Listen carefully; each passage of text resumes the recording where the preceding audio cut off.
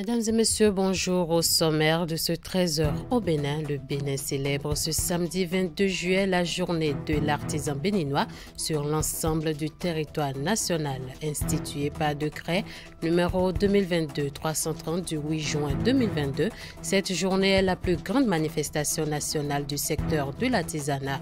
Suivez dans ce 13h au Bénin le message du ministre des Petites et Moyennes Entreprises et de la Promotion de l'Emploi à l'occasion de cette journée. Nous allons également dans cette édition nous intéresser aux cours de renforcement qui constituent un moyen de mise à niveau pour les futurs candidats aux divers examens scolaires. Et puis on les retrouve de plus en plus le long de nos routes, ces citoyens qui désertent les salles de sport au profit des chaussées réservées aux automobilistes. Plus de détails dans cette édition.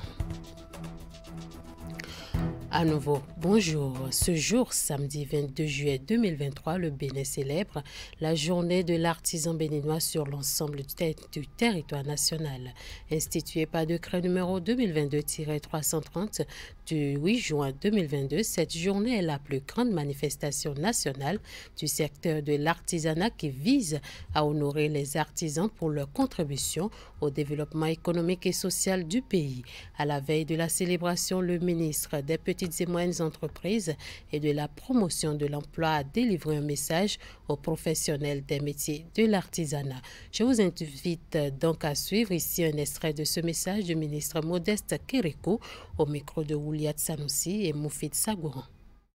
Chers artisanes et artisans, l'engagement du gouvernement du président Patrice Talon au profit du secteur s'est traduit notamment par les recensements des artisans organisés en 2019 et 2021, la mise en place de la Chambre des métiers de l'artisanat du Bénin, qui marque le point de départ d'un accompagnement durable et massif dans tous les domaines d'activité.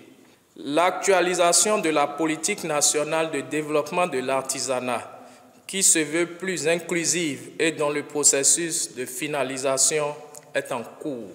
La rénovation du Salon national de l'artisanat du Bénin, qui se tient actuellement à la plage de Fidrosset du 17 au 27 juillet 2023, avec une nouvelle approche destinée à atteindre les objectifs visés. La revue du cadre réglementaire de certification professionnelle par apprentissage en vue de l'obtention du certificat de qualification au métier, CQM, et du certificat de qualification professionnelle, CQP. Au-delà des défis liés à une mise à niveau en termes d'équipement, de qualité et de précision, et à l'adaptation aux nouveaux outils de communication, de marketing, au renforcement de capacités des maîtres artisans, je puis vous rassurer de la disponibilité et de la volonté manifeste du gouvernement à accompagner le secteur de l'artisanat en vue d'asseoir durablement son développement et son émergence et de le positionner comme un véritable secteur économique et un levier de croissance et de développement socio-économique.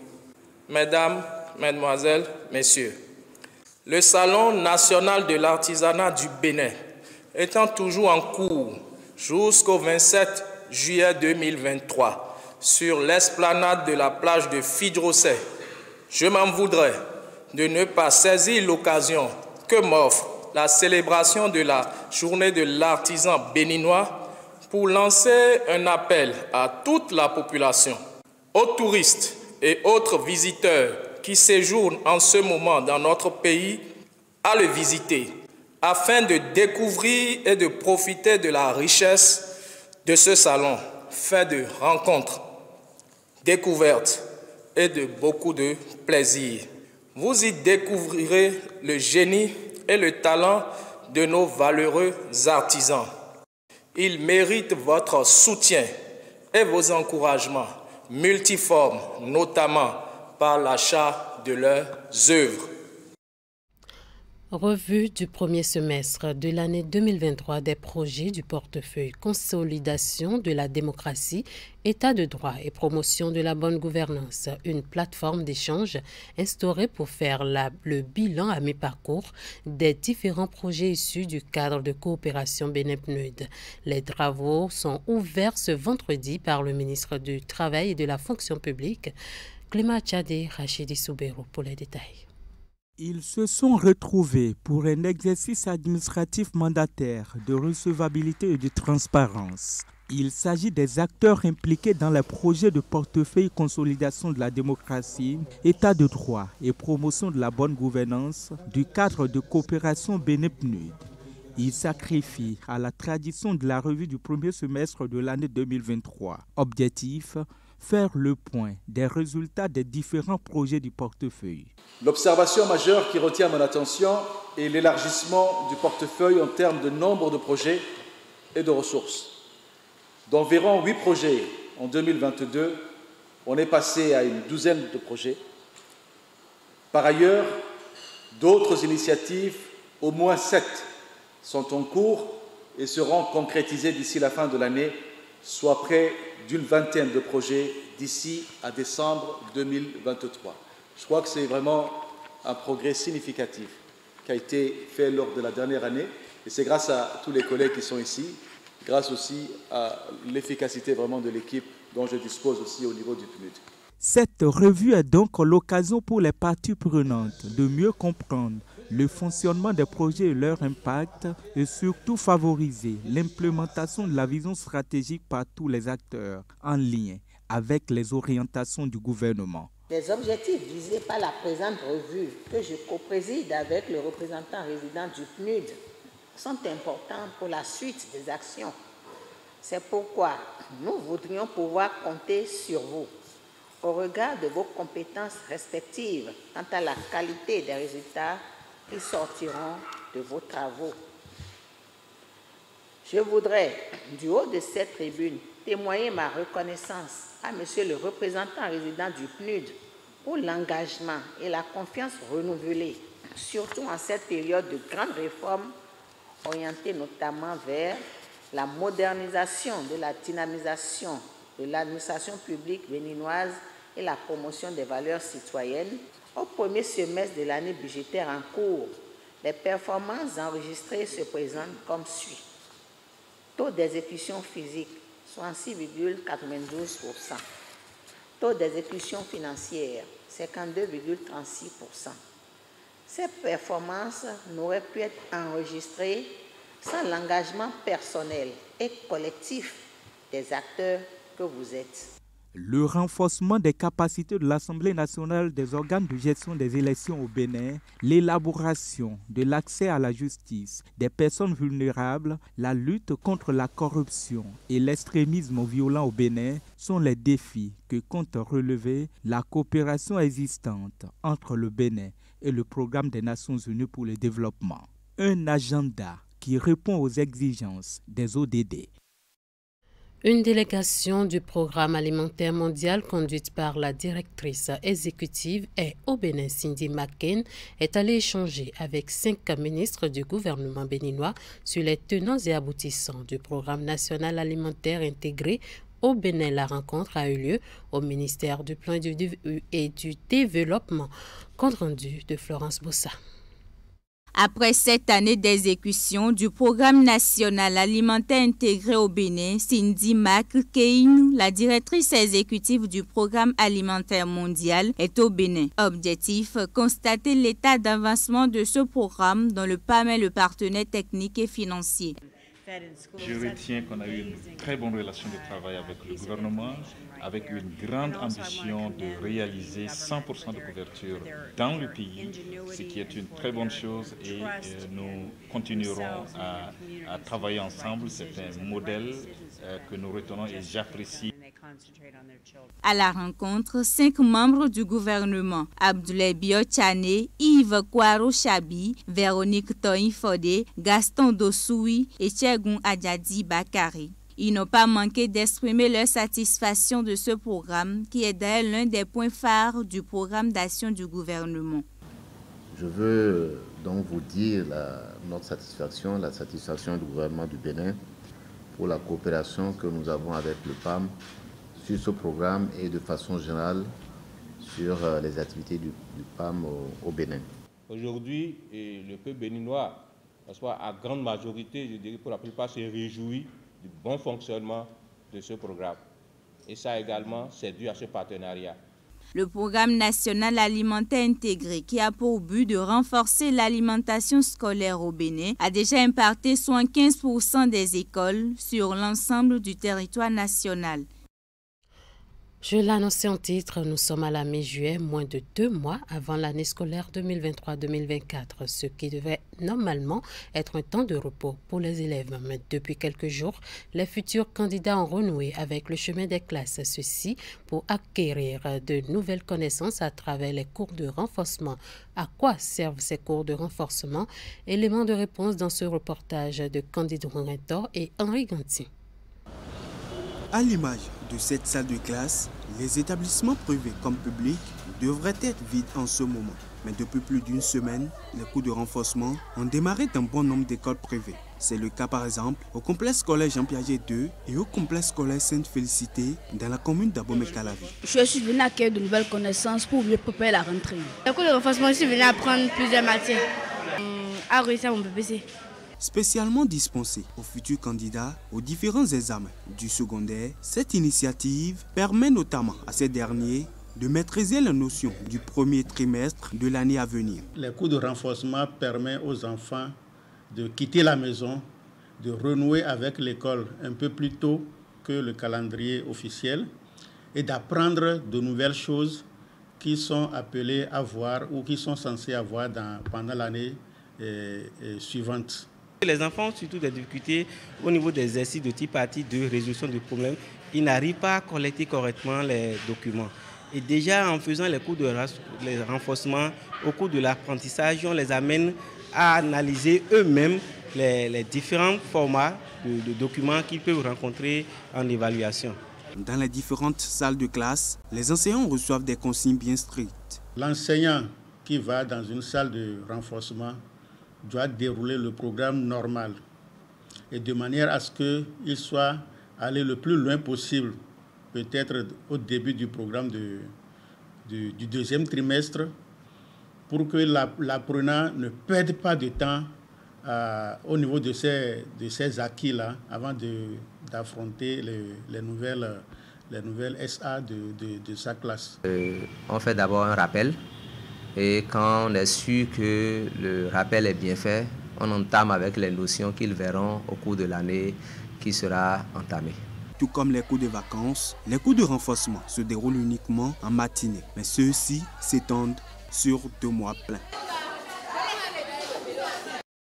6e édition du Jeudi du Patronat. C'est une initiative de la Confédération nationale des employeurs du Bénin, CONEB, qui a reçu pour l'occasion le soutien du CAMEC, entendez, Centre d'arbitrage, de médiation et de conciliation du Bénin, qui est un organe de la Chambre de commerce et d'industrie du Bénin, CCI Bénin. La séance, qui s'est déroulée ce jeudi à Azalaï Hôtel de Cotonou, est axée sur le thème « Mode alternatif de gestion des conflits commerciaux » et vise à sensibiliser les membres de la CONEB sur notamment les avantages et les conditions pour y accéder. Voici le compte-rendu de Wouliat Sanoussi et Ederon Pevi. C'est la 6e édition du Jeudi du Patronat, organisée par la Confédération nationale des employeurs du Bénin, CONEB. Elle porte sur le thème « Mode alternatif de gestion des conflits commerciaux ». La CONEB offre pour la 2e fois à travers le CAMEC, Centre d'arbitrage, de médiation et de conciliation du Bénin, l'opportunité à ses membres d'échanger sur les questions de conflits commerciaux. C'est tout vu de s'entendre aujourd'hui dire qu'il existe des modes alternatifs de gestion des conflits commerciaux et que combien on a avantage, on a intérêt à aller vers ces modes alternatifs plutôt que d'engager des procédures, et ça nous l'avons vite compris, ou encore de baisser les bras et de perdre. En conséquence, nous perdons du temps et de l'argent, alors que si nous savons que les modes alternatifs de négociation, de gestion des conflits existaient et qu'on en a la maîtrise, on pourrait en ce moment-là perdre moins d'argent, moins de temps et surtout rester dans l'espérance. Le Bénin travaille à l'amélioration du climat des affaires à travers des réformes qu'il a engagées. Le rôle du CAMEC est de faire de la sensibilisation, d'éveiller et d'attirer l'attention de tout un chacun sur les avantages qu'il y a à privilégier le mode alternatif de règlement des conflits, encore appelé mode amiable de règlement des litiges. Cette séance est donc l'occasion pour le secrétaire permanent du CAMEC de présenter les avantages de ce mode, les conditions d'accès et tout ce qui permet d'y avoir accès à travers le centre. Le président Felijo a fait un diagnostic on ne peut plus précis des difficultés et les risques que peuvent engendrer pour une entreprise, quelle que soit sa taille, une situation de conflit ou de litige. Les risques à se retrouver dans un processus, dans une procédure devant les tribunaux étatiques, de manière à ce que de plus en plus les modes alternatifs de règlement des litiges pour tout pays qui travaille à créer les conditions d'attractivité au niveau des affaires, de plutôt travailler, d'inciter les opérateurs économiques, les acteurs du secteur privé et du public dans le domaine commercial à plutôt faire recours aux modes alternatifs de règlement des litiges à côté des procédures contentieuses de façon générale. Ce qui est très important pour le CAMEC, c'est de plutôt vous sensibiliser à l'anticipation. Cette session initiée par la Confédération nationale des employeurs du Bénin au profit de ses membres, avec le soutien du CAMEC, a tenu sur une journée. Le ministre de la Culture, Jean-Michel Abimbola, a procédé ce jeudi à l'installation officielle des membres du conseil artistique de l'Agence de développement des arts et de la culture. Le dit conseil a pour but de contribuer à la promotion des arts plastiques sous toutes ses formes. Ainsi, les nouveaux conseillers ont été instruits sur les directives à suivre afin d'accomplir les tâches qui leur sont attribuées. Voici le compte-rendu de la cérémonie d'installation. Le décret 2023-273 du 24 mai 2023 portant nomination des membres du conseil artistique de l'Agence de développement des arts et de la culture. Le président de la République décrète. Article 1er. Sont nommés membres du conseil artistique de l'Agence de développement des arts et de la culture les personnes dont les noms suivent. Madame Colline Lee Thompson-Venit, Madame Diane Awounou, Madame Claude Borna, Madame Germaine Akoni, Madame Angela Akerebourou, Monsieur Franck Dossa, Monsieur Idelphonse Afogbolo, Monsieur Tony Coco Villoin, Monsieur Lionel Talon, Monsieur José Plia, Monsieur Florent Kouaozoti. Article 2. Monsieur Florent Kouaozoti est nommé président du conseil artistique de l'Agence de développement des arts et de la culture. Article 3. La durée du mandat des membres du conseil artistique est de 3 ans renouvelable pour compter de la date de leur installation. Voilà le décret qui sous-tend la nomination des membres du conseil artistique de l'Agence de développement des arts et de la culture, autrefois Galerie nationale. La mise en place de ce conseil vise des objectifs précis dans les domaines des arts visuels, vivants et de la littérature. L'Agence de développement des arts et de la culture a pour mission de promouvoir l'économie artistique dans les disciplines des arts visuels, du cinéma, des arts de la scène, du livre et de la lecture. À ce titre, elle est chargée de, en matière de soutien et d'appui technique et financier aux artistes, accompagner l'opérationnalisation de la politique de l'État en matière d'industrie culturelle et créative, accompagner la programmation culturelle et artistique et sa promotion par toutes voies utiles. Pour les nouveaux conseillers, la tâche qui leur est confiée témoigne d'une responsabilité et d'une confiance qu'ils se doivent d'honorer. Président du conseil d'administration et monsieur le directeur général, combien nous sommes fiers d'être ici aujourd'hui, car c'est avec beaucoup de solennité que nous avons accueilli notre nomination à la DAC. Cette nomination est essentiellement motivée par les différents défis qui nous attendent dans l'accomplissement du travail qui nous est dévolu. On dit souvent que la fierté implique la responsabilité. Et cette responsabilité, nous la devons à plusieurs strates institutionnelles. D'abord, ceux qui nous ont fait confiance. Le chef de l'État, le gouvernement et le ministre du Tourisme, de la Culture et des Arts. Platon, le grand philosophe, avait inscrit sur le fronton de son académie « Nul n'entre ici s'il n'est géomètre ». Je dirais le paraphrasant que nul n'entre ici dans le conseil artistique s'il n'est artiste ou acteur culturel. Cela prouve le degré de responsabilité que nous avons envers nous-mêmes et envers les autres. Les nouveaux conseillers ont donc un mandat de 3 ans renouvelable pour dynamiser le secteur des arts et de la culture au Bénin. La pratique du sport est de plus en plus courante dans le quotidien des Béninois. On observe désormais assez de sportifs dans les salles de sport, au centre sportif, mais surtout le long des routes. Ces derniers traits posent des risques quant à la sécurité routière, surtout lorsque ces sportifs empruntent la chaussée réservée aux automobilistes et motocyclistes. Chérina Messon-Sounou pour le reportage. Ils sont facilement remarquables le long des routes, surtout en week-end. Eux, ce sont les sportifs, des personnes qui pratiquent le sport pour leur santé, soit individuellement, soit en groupe. Mais en milieu urbain, se prêter à ces exercices sportifs se révèle être dangereux, tant pour les sportifs que pour les usagers de la route. 5 ans qu'on venait là, la voie n'était pas aussi trop praticable avec les engins à 2 roues. Donc on avait la possibilité de travailler comme on veut, même sur la voie. Mais depuis un certain temps, je peux dire 1 an comme ça, que les travaux ont démarré là. Souvent on a du mal à faire certaines choses. Donc on est obligé, vous voyez non, on est obligé de revenir sur le sable pour faire les exercices, de peur d'être cogné par des motos ou des véhicules. C'est vrai que c'est un peu dangereux parce que avec la cohabitation avec les engins, les motos et puis les voitures, ce n'est pas trop. Donc on essaie mais quand même de sensibiliser un peu.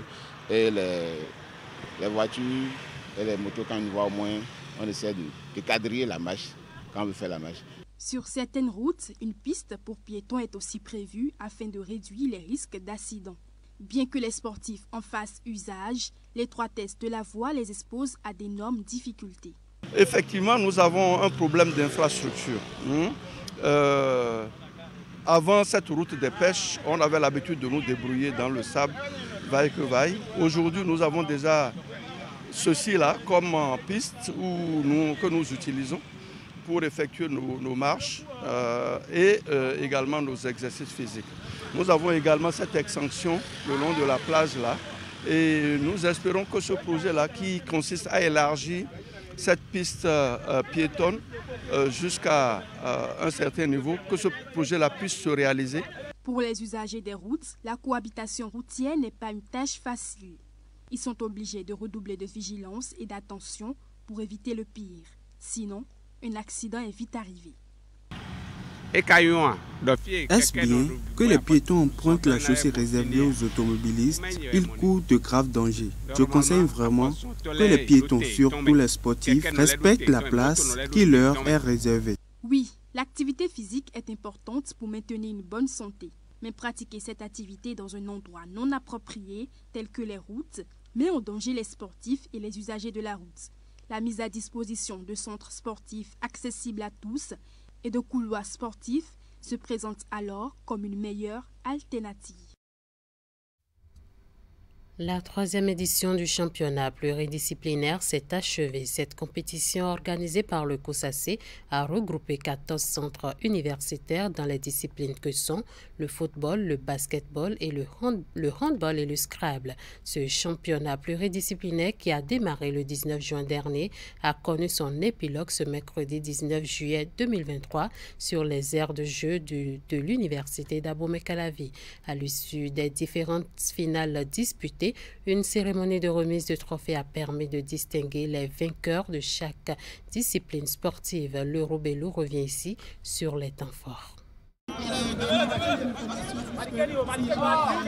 Du spectacle était au rendez-vous sur les différents terrains de jeu de l'université d'Abomey-Calavi. Tout d'abord, avec la finale du tournoi masculin de basket mettant aux prises l'école polytechnique d'Abomey-Calavi à l'Institut de recherche en informatique. Mais avant, moment symbolique avant le coup d'envoi de cette finale avec le directeur du COSACE et sa délégation.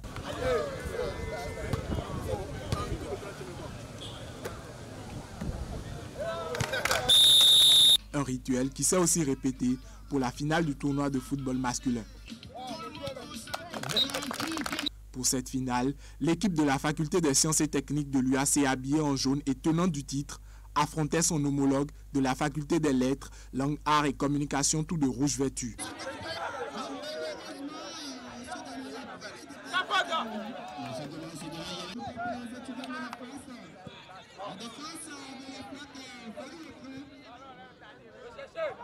Dans une rencontre très engagée avec des occasions de part et d'autre, c'est l'équipe de la faculté des lettres, langue, arts et communication qui réussit à trouver le chemin des filets grâce à Barthélemy Dandy suite à une bourde de la défense adverse.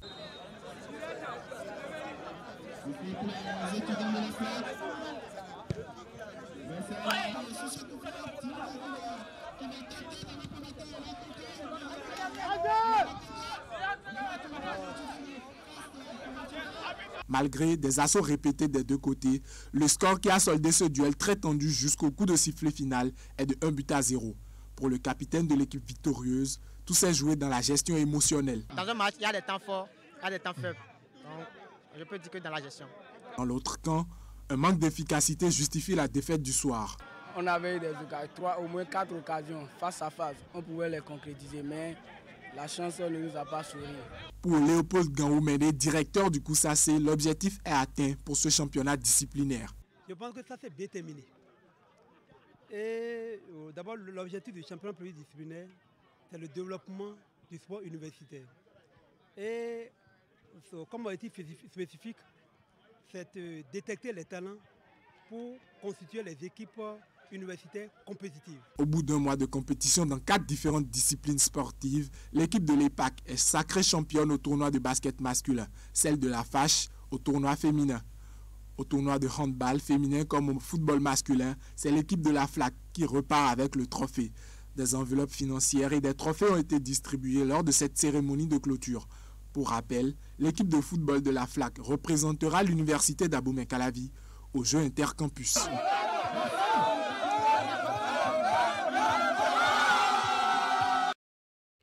Sur ces notes sportives, nous bouclons cette édition. Merci de nous avoir suivis et passez un agréable week-end en compagnie de nos programmes.